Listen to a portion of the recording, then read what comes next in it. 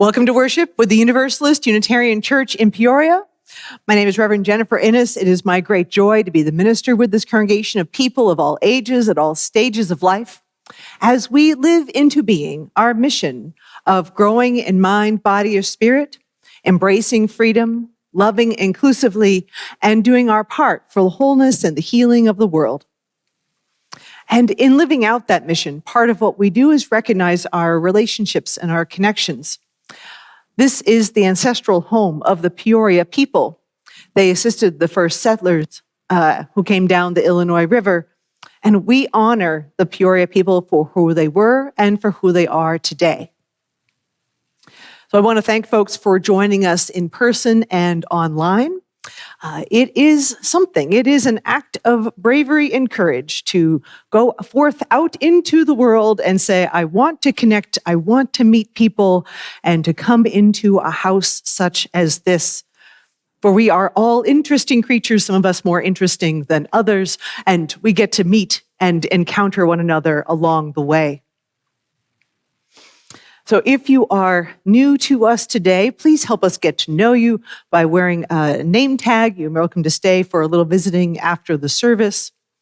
Also welcome to stay in Zoom and visit on there as well if you're joining us online. I want to invite folks at this point in the service to put all devices, what all those devices might be for you, into worship mode, whether silent or buzzy. And we have a couple of announcements for this morning. First, for today, immediately following the service, but also we'll have a little bit of a pizza and salad lunch. And following that will be our congregational meeting, our fall congregational meeting. We'd like to invite everybody who is a member to stay for that meeting. We'll be voting on, we will have a little bit more kind of reporting, updating, but also voting on work of the social impact committee and the projects that members have proposed. We'd like to have folks vote on pursuing those today. Let's see. So next, this week, we have a couple of things coming up. One, next weekend, the Saturday and Sunday, is the book sale. The book sale. It is just in time for Christmas, so find some interesting gifts for friends. It's also just in time to clear out your shelves because donations are being received as well. So think of it as an exchange with a little bit of money involved. This is great. So please come to the sale on Saturday, the 19th and Sunday, the 20th. And I want to thank Lindy Peterson and Bernie Humphrey as co-chairs, as well as the team, all the team people involved in helping make this happen. Oh, I bet you there's still opportunities to volunteer. Yes, yes, yes. So if you can help with some of the setting up, the cleaning up, and the running, that would also be a great gift. And next Sunday, I really want to invite folks to come and join us next Sunday because our larger Unitarian Universalist Association is having a conversation about how we articulate our values, our principles, what we're about, what we commit ourselves to in the largest sense.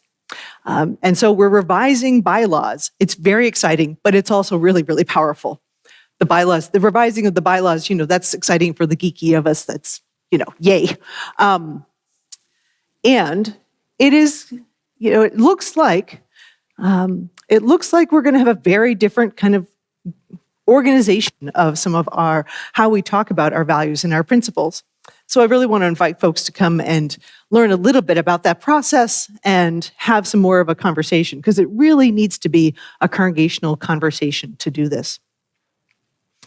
And lastly, for this moment, there is still plenty of room and time to sign up for the Thanksgiving dinner that will be at church on November 24th. The sign-up sheet is at the connection table. Let me drop a really obvious hint. Could someone bring a turkey, cooked? That would be fabulous. But there's also wonderful things that our people have already signed up to bring. It's a family and friends that are welcome. Just bring enough food to share, and everybody is welcome. All right.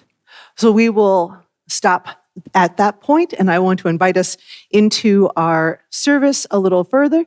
I want to invite you to rise in body or spirit for our opening hymn, number 188, Come, Come, Whoever You Are. Shirley will play it through once, we'll sing it together once, and then we'll sing it around twice. And Jesse, if you would help me with we'll have one part, the other side of the sanctuary be the other part. You who are online, just sing wherever you want to sing. Okay?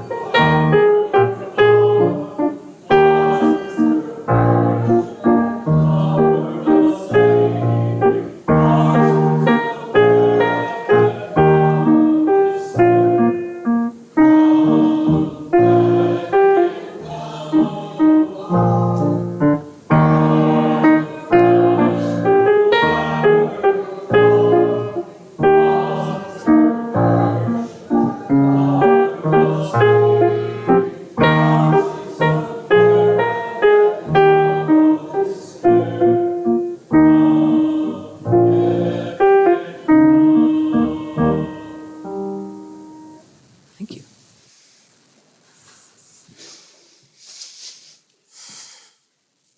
Good morning.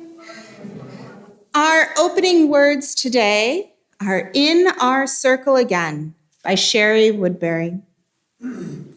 Here we are in our circle again, a circle of vision and reflection, a forum for deciding and empowering. Here we are at the base of another bridge, another space spanning the shores of today and tomorrow, beckoning us to cross the chasm, one day at a time. Here we are, gathered again at the cusp of the future, at the boundary that holds community together.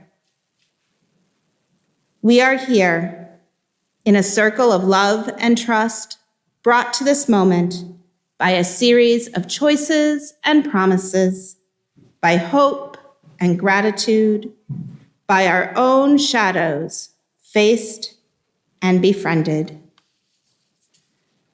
With a servant's heart, with a leader's listening, with a parent's love truer than all our inner trembling, let us model the health we seek for all and lean into community. Somewhere out there, all we dream is possible. And somewhere in here, we are sowing the seeds. Let me invite Emily and William Smezrud for our chalice lighting. Oh. And Kat and William.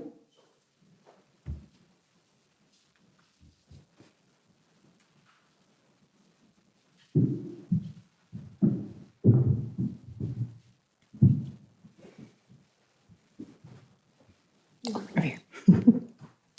For Each and for All by Reverend Eric Walker Wickstrom. We light this chalice for all who are here and all who are not, for all who have ever walked through our doors, for those who may yet find this spiritual home, and for those we can't even imagine. For each of us and for us all, may this flame burn warm and bright.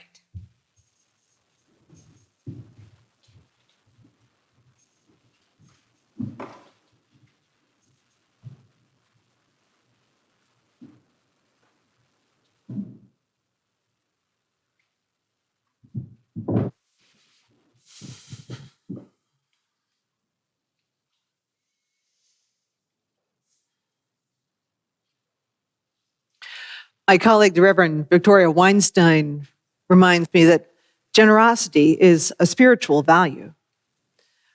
Because this congregation is theologically diverse, religious community, membership open to all who are in accordance with our principles and mission and vision. We are a welcoming congregation to people of all sexual orientations, of gender identities, and more. And we unconditionally welcome any and all to our community of mutual care and serious intent to grow as spiritual and moral beings. And we do this in part by being an entirely self-governed body, self-governed by a democratic process. Because one of the privileges of our free church tradition is to provide for the financial support of all the ministries that we offer amongst ourselves and out into the world. And so generosity is one of our spiritual values, because we recognize it as central to our personal and our institutional well-being. Generosity includes offering some of our abundance to our neighbors as well. So we are sharing some of our offering with the world. We receive it in the Sunday morning service, but then we also send a portion of it out into the world, because we practice share the plate. Half of our undesignated offering that we receive will be shared with a recipient, and half goes to the running of the church. In this moment, we are collecting, the Social Impact Committee decided to start with collecting for the New Mexico Coalition for Reproductive Choice. They're working in partnership with folks in Texas, including First Church in Dallas, First Unitarian in Dallas, to cover transportation and medical costs for folks who are traveling from Texas to New Mexico for reproductive health care. And they're trying to support as many people as possible in this time. And I think shortly you'll hear, maybe at the congregational meeting, or shortly you'll also see beginning at the start of the calendar year, they'll be shifting to some more local recipients. But for right now, this is where we're starting, by truly sending our offering out into the world.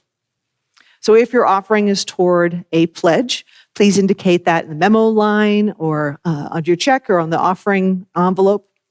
Again, half the undesignated offering goes to share the plate, half goes to the running of the church. I want to thank everybody for your generous gifts in all times, in all seasons.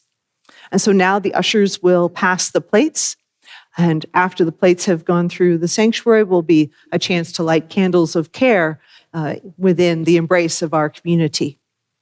The morning offering will be gratefully received. Will the ushers please come forward?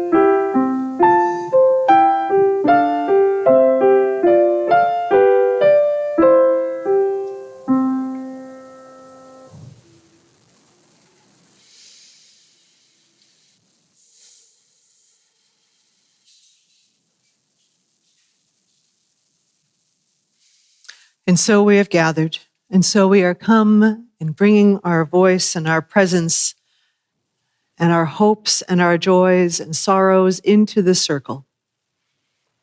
This is the time for the sharing of joys and sorrows in the congregation. I want to begin with a couple of joys. First, that Henry Rakoff is 98 today.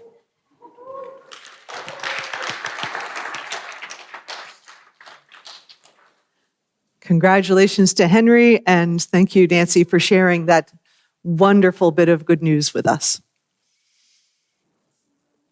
We'll also want to offer congratulations to Linda Rockwell. Recently, she retired from full-time employment and jumped in with both feet into almost full-time volunteer work in her community. So yay, Linda, and yay for volunteering.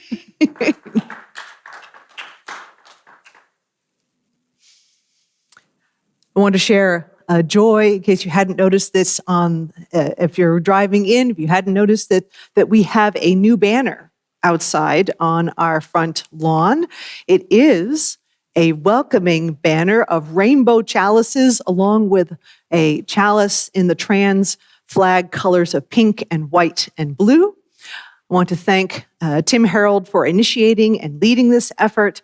And thank you to Emily Smesrud for the design. And thank you to the congregation. The congregation voted to be a welcoming congregation some time ago. And it is such a wonderful thing to be able to build on that and to be able to be at a point where we need to shout and celebrate and not hide our light under a bushel. Yo, rainbows all the way.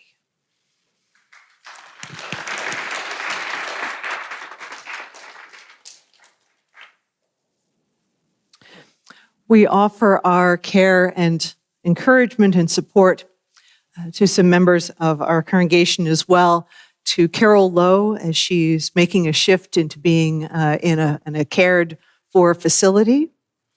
We also offer our wishes for health to Nancy Venzen as she continues to recover from her surgery and medical procedures.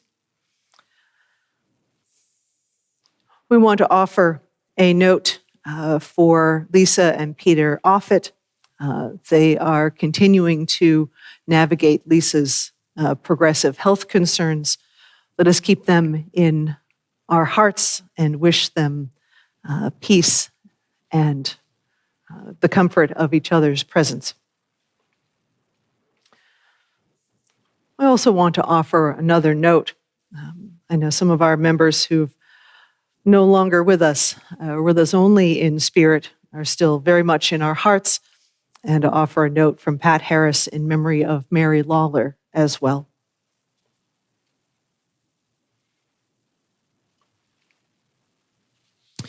In this moment, I want to share a prayer from in recognition of Veterans Day by Ren Bellavance Grace, which begins with the note from Meister Eckhart: if the only prayer you ever say in your life is thank you, it will be enough. Today, we recognize and set aside time publicly to thank our siblings who have served in the Air Force, Army, Coast Guard, Navy, and Marines.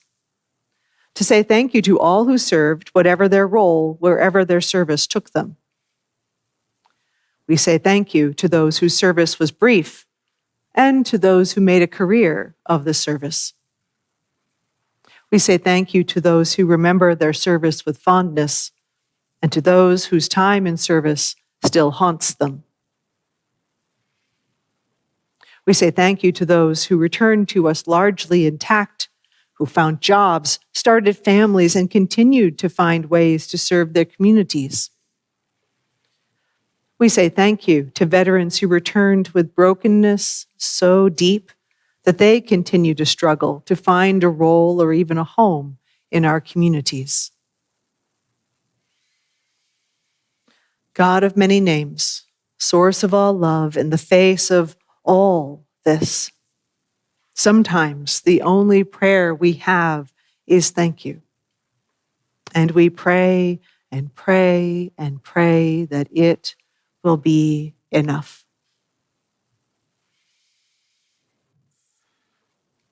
Let us take one more moment for all the joys, the sorrows, the names, the milestones, all that is with us and within us. Let us take one more moment in shared quiet, remembering that in this gathering we are held in the larger circle of compassion and witness and care. Let us share one more moment in quiet.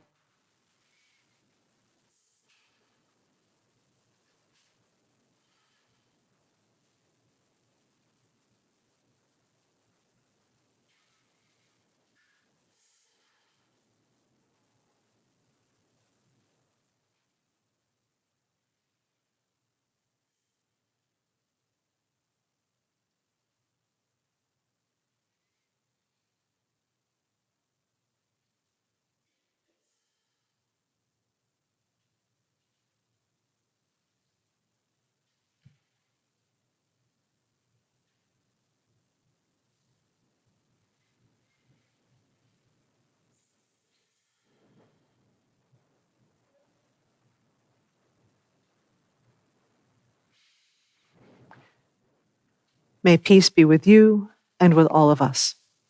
Amen.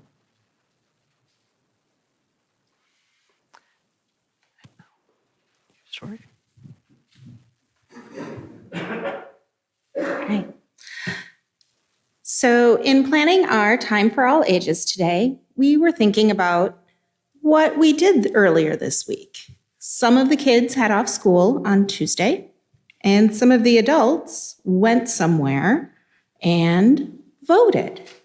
So, in thinking about our story this week, I thought maybe we'd tell something about groups making choices together. So we will be listening to The Journey of the Birds. And it is a retelling of a Sufi tale. Once upon a time, all the birds in the land decided that they needed a leader for the community. A leader, they thought, would make their community stronger. So representatives of all the bird species gathered to discuss finding a leader. And the robin said, "A leader will tell us the right things to do." And the owl said, "A leader must be wise." And the sparrow said, "A leader must believe we are each important, big and small." And the dove said, "I want a leader to be caring, like a friend." And the jay said, "Yes, the leader should help us share and all get along better." And the hawk said, "The leader must make us feel safe." And the hoopoe bird said, "I know where you can find such a leader. It is the simorg, and it lives far from here." And the birds were very excited. They were willing to go anywhere to find just such one leader. So the hoopoe said it might be dangerous, and a few birds looked troubled, but all the birds voted to go find the simorg.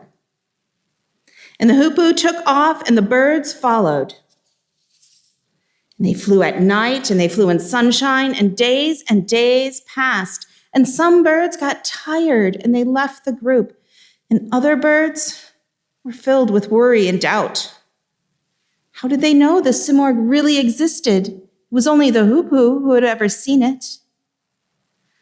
Some more dropped out, but others kept flying. Over one valley filled with fiery mountains, all of the birds were afraid. And the sparrow lamented, "I am too small to make it over that mountain." But all the other birds said, No, keep flying together. You can make it. We will help you." And they did. And the strong flyers helped the weaker flyers. And the birds with good vision helped others find food. And along the journey, all the birds learned how to better respect and care for one another. Finally, the hoopoe announced, "We are here!" And the other birds looked around. "Where is the simar? Where? And the hoopoe said, Come, over here, look." And all the birds stood at the edge of a still pond and looked over. And all they could see was their reflection looking back at them. Then they understood. The simorgh was not another bird. The simorgh was all of them. And they remembered that each of them had something good and strong and special inside of them. That they were the leaders they were looking for. So as the kids and I leave back to RE, think about where you are in that story. Are you searching? Are you finding your ways to lead?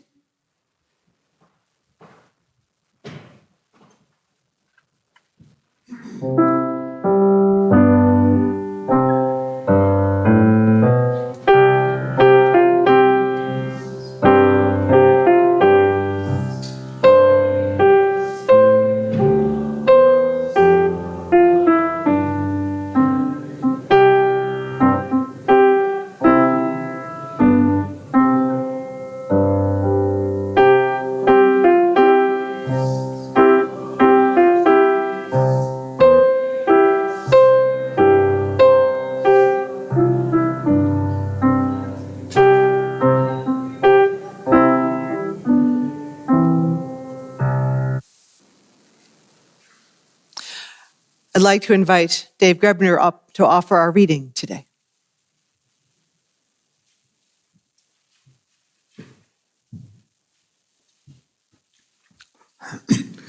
Election Promises by Unitarian Universalist minister, the Reverend Mark Bellatini. I hear the polls are going to be open on Tuesday all day. Good. I certainly intend to go to them. I certainly invite you to go to them and vote too. But today I say the polls are not just open on Tuesday. I say they are open every day, every hour, even here, even now. Right now, I am going to vote for the robin egg sky, the vanilla clouds, the purple shadow spreading under the ginkgo tree. I'm going to vote for tulips and redbuds. I am going to vote for love that does not have to run in someone else's circles in order to be loved. I'm going to vote for the homeless into homes. I'm going to vote the uneducated into classrooms to teach them in the way that they learn best, not the way that would be most convenient. I'm going to vote the sick into healing.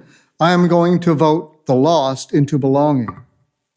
I am going to vote right now for the right to dream of a world where the word politics doesn't stop me in my tracks, and where the word honor still has a few good meanings left. I am going to vote right now for the power of the people to actually be free no matter who they are, no matter who has abandoned them. I'm actually going to vote for love. I'm going to vote for truthfulness as the norm, not the exception. I'm going to vote for a world that doesn't vote for killings, control, and swagger. I'm going to vote for you. I am going to vote for me, right here, right now, silently, but for real. Thank you.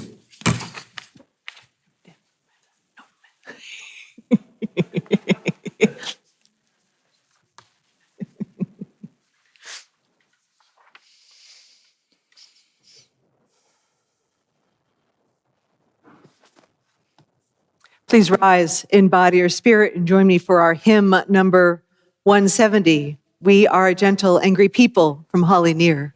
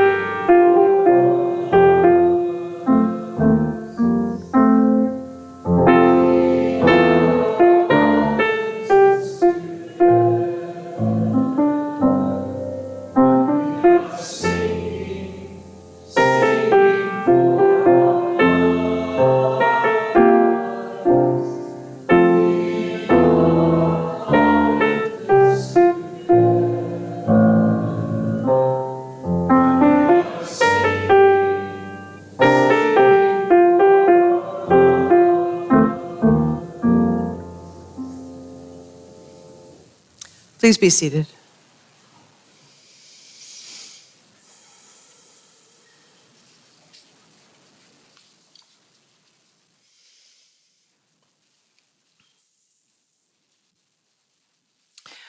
When did you learn about democracy?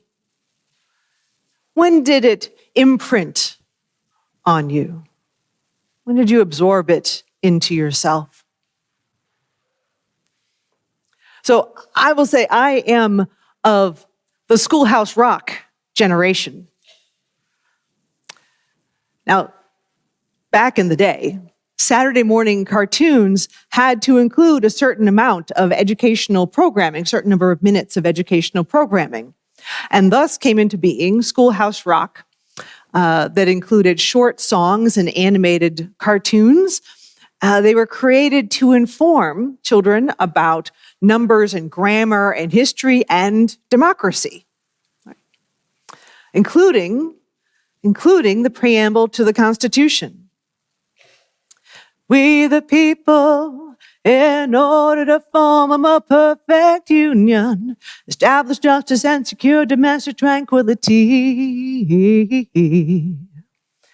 Provide for the common defense, promote the general welfare, and secure the blessings of a liberty to ourselves and our posterity, to ordain and establish this Constitution for the United States of America. Right? Right? I mean, that'll get your attention, right? Even if you're like, where are the cartoons? That'll get your attention. We the people. We the people. What a powerful, powerful statement. We can do this. We create the world because we debate and vote and dream of a perfect union and take care of each other and take care of the future as well. What powerful magic, every person having a say. every one of us. And it's no small thing. It is also part of our religious statements as well. It's not just a civic endorsement. It's not just based in our country. It's also a religious statement in our Unitarian Universalism. Thought that value of every vote and a democratic process was worthy of being named and included in how we talk about our understanding of living and how we are called to be in this world. You know, we, the member congregations, do covenant to affirm and promote the right of conscience and the democratic process. Right?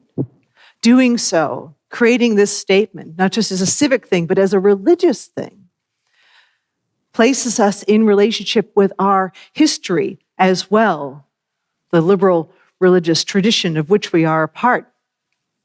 Way back in the 1600s, in the early 1600s, there were forming and functioning from lateral relationships between people and congregations.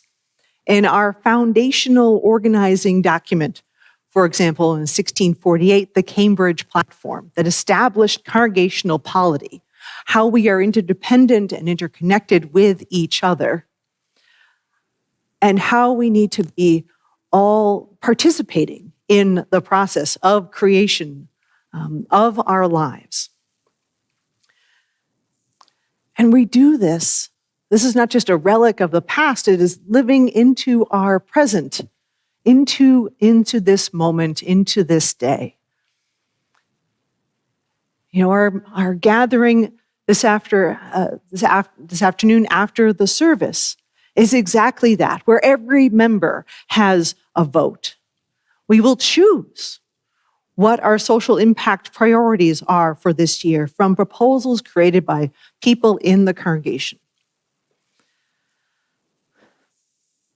We, the people, called democracy into being, as Quaker teacher Parker Palmer reminds us. It called democracy into being, but not one that was a fixed, permanent, immutable state of existence. It was one that would evolve and flow and change and shift over time as people came into this world and thought more and discovered more and changed their minds and made other plans and figured out what was needed for the moment, not simply when this was all created in the 1700s. It was an experiment, the great beta test of our society, if you will. Parker Palmer talks about the core of this experiment in his 5 habits to heal the heart of democracy. He says, heart. He talks about heart comes from the Latin cor, C-O-R. So its original meaning points to the core of the human self, that center place where all our ways of knowing converge. The intellectual, the emotional, the sensory, the intuitive, the imaginative, the experimental, the relational and bodily, and so on. The heart is where we integrate what we know in our minds and what we know in our bones, he says, the place where our knowledge can become more fully human. And core is also the Latin root from which we get the word courage, when all that we know of self and the world comes together in the center place of the heart. We are more likely to find the courage to act humanely on what we know. So the foundational principle foundational principles of so much of our country are based on this integration of the self that each person can have, that each person needs to have as we function together. As Terry Tempest Williams puts it, the human heart, he says, is the first home of democracy.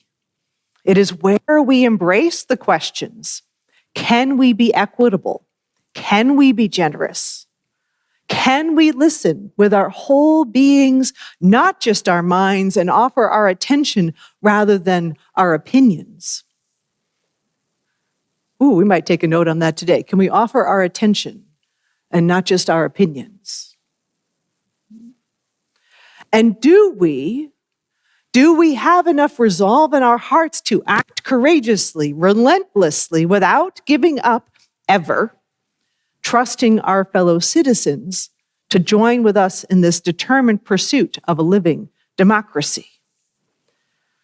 Can we do this consistently, ongoing, without giving up, trusting our fellow citizens to be part of this with us?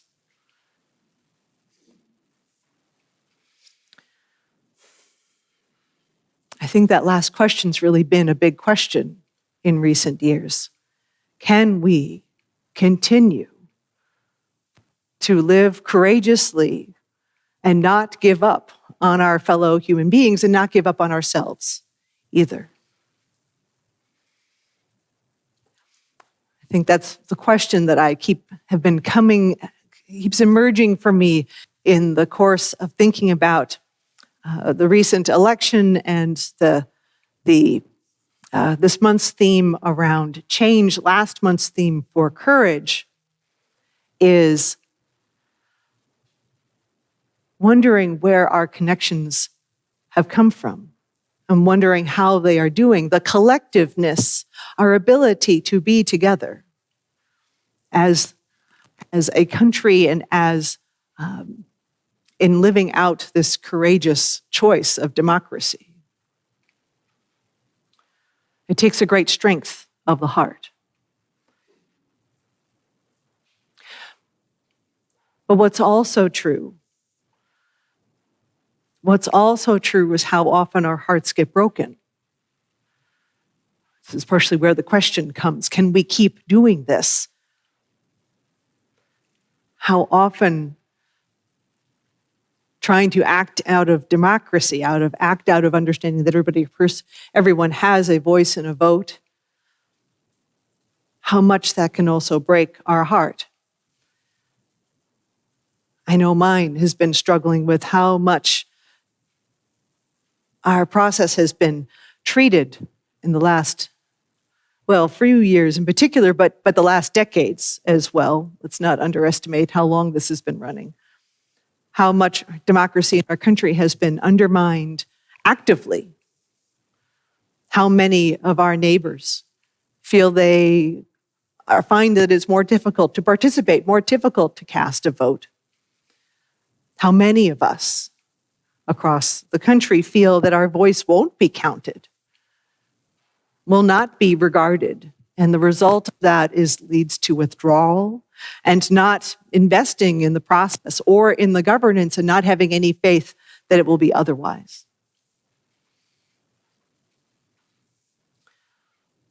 Being able to have a vote is a matter of life and death. And the ability to even have a say over our lives, over our bodies. Because regardless of the results of this week's elections, we would have needed this conversation. Because as I was reminded recently, this democracy practice is a long game. It is a long project, and how important it is to show up.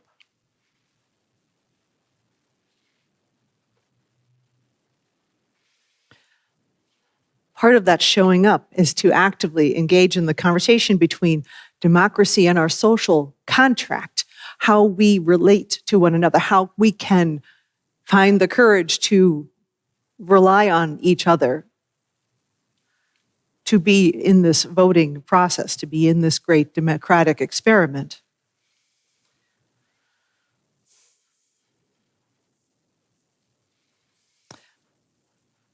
I was wondering, for all that at some point along the way had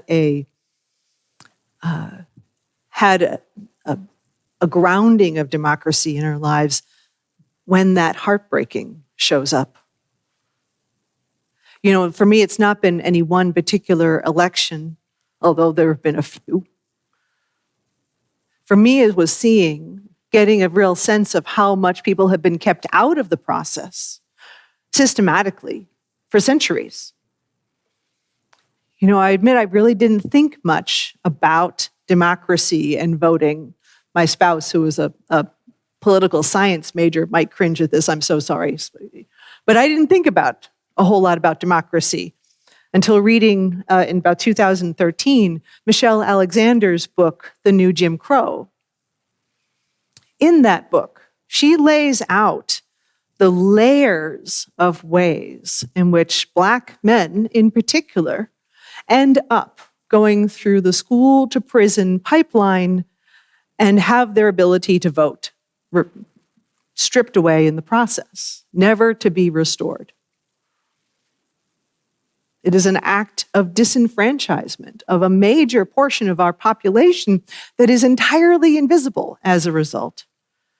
Millions of people can never make a choice, and that has a generational impact. Imagine the children who then see that their parent or their male relatives are no longer able to participate in the system. Would that inspire confidence? Would that encourage their own participation? For some it would, and for others it would be, well, what's the point? And everything in between. Or just plain rage at being removed from that participation. I think that moment of reading part of the New Jim Crow, because she opens with it in the first few pages. For 5 pages in, you get it. It's right there. How long the legacy of disenfranchisement for folks who are Black, Indigenous, and people of color is active in our country. How many people will never, ever have the vote?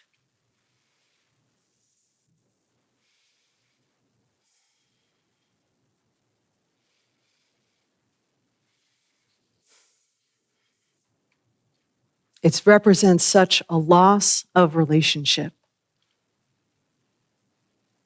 How can you have courage in the ability of your neighbor to work together with you when your neighbor has no way to participate in that sense?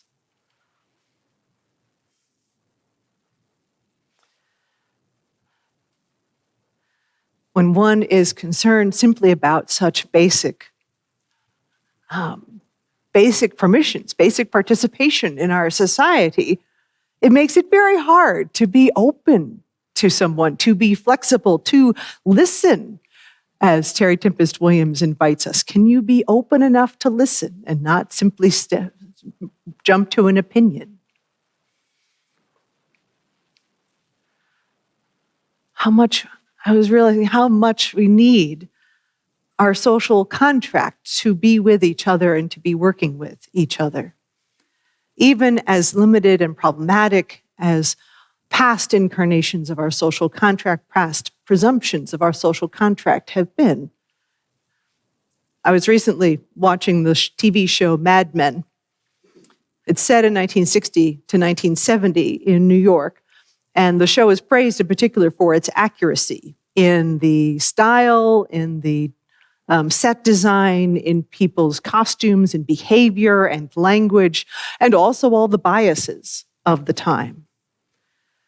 You know, society as a whole still remembered the successes of World War II, how powerful it was to pull together as a nation. But what's also true is that white society operated under a shared sense of connection and civility. And it included a hierarchy where white, straight, able-bodied men were at the top, and there were gradations all the way down. But the power of our capacity for civility and togetherness is still so powerful, to be able to trust each other, to participate in our world. You know, it showed up again. The power of that civility and togetherness showed up again at the beginning of the pandemic, for example, where people stayed home to protect each other as well as ourselves. Those of us who are younger didn't want to risk spreading the disease to our more vulnerable elders. And we did.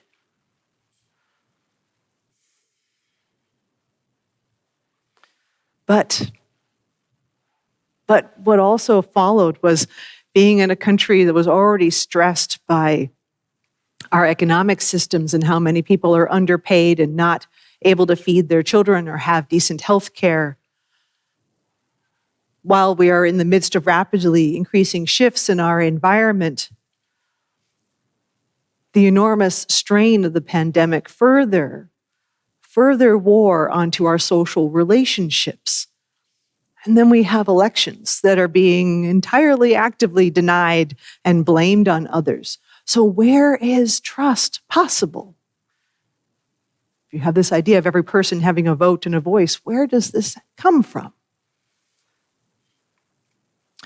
Parker Palmer says, if American democracy fails, the ultimate cause will not be a foreign invasion or the power of big money or the greed and dishonesty of some elected officials or a military coup or the internal communist, socialist, fascist takeover that keeps some Americans awake at night. It will happen, he says, because you and I and we become so fearful of each other, our differences, and of the future, that we unravel the civic community upon which democracy depends, losing our power to resist all that threatens it and call it back in its highest form. It would happen because we become so fearful of each other and of our differences and of the future that we would unravel our civic community. So what's the path? How to prevent, reduce, maybe stop this unraveling?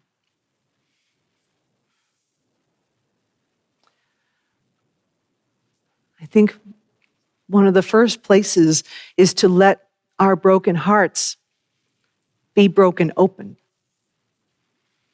We let our hearts be broken open as a church. We've done this. We keep doing this. When we started to engage in the racial equity effort in 2000 as part of the larger racial justice reckoning in our society, would that it didn't come at the cost of lives such as Breonna Taylor and George Floyd and Ahmaud Arbery. We have to live with that heartbreak, and we have to live with that knowledge and the knowledge of so many people who have died in the great experiment of we the people, or who have lost the vote or lost agency or lost choice and hope. But could that make us more compassionate, more sympathetic, more recognizing cherishing the value of humanity? Because the story doesn't stop with being brokenhearted. If we let the story stop there, we fail as a church, as a faith, as people. The story doesn't stop when the breaking of our hearts and the loss and our own anxiety and losses of hope. But we can let our hearts be broken, our broken hearts be broken open and moved by stories of decency and community and care, small and large, individual and communal. We can let the brokenness of our hearts be a chance for changing and transformation. We can be honest about the challenge as well, as honest as possible without running away and hiding, as tempting as that sometimes is. We the people is enormously diverse, more than most of us can fully comprehend. And some of us truly don't. Some of us, we have to admit, truly don't want justice, equity, and compassion among human relations. There is an uphill battle there. but a new civility, a new gathering together, a new commitment can take that all into account. Acknowledge what got us here and what is needed to move forward. It is indeed a long game. Because just because it's hard doesn't mean we stop. Just because it's hard doesn't mean you give up. We gather every week because we trust and have faith that we can help each other when we doubt and despair. I thought my children would have a better life, but the storm that is coming in the form of the environment is terrifying. And as human beings, we'll still debate who makes medical decisions for our bodies, just to name two. But the opening of the heart leads to the possibility of mutuality because no one of us can or needs to strive alone. And as a faith, we hold true humanity, worthiness, that each of us has a story and a life connected to each voice and each vote. Our Buddhist teachings remind us of the scope of the struggle. Our faiths, our world traditions point us to compassion. Our science reminds us of how all is connected. There are reasons why we go for a democratic process. And in this work, we can regain and restore and find new ways to trust. Because we know what's still not changed is that every voice and every vote is worthy, and we still operate from there. I so appreciate Parker Palmer. When all that we know of self and world comes together in the center place called the heart, we are more likely to find the courage to act humanely on what we know. We are more likely to find the courage to act humanely on what we know. So let us go forth and act. Let us go forth and keep living into this democratic process. Let us go forth and offering our answer to the ever-present, ongoing experiment of this world to keep discovering our heart and our courage and our yes. Amen. Please rise in body or spirit and join me in singing our closing hymn, number 159, This Is My Song.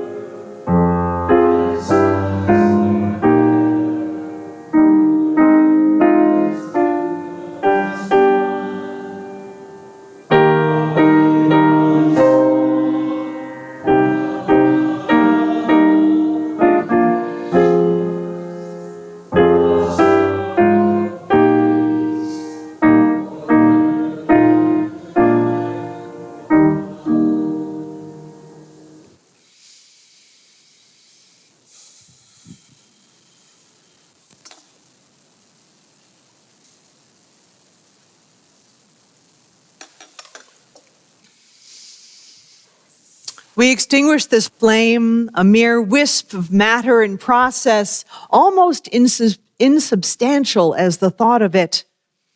And yet our civilization harnessed the power of such flame to drive and shape the world.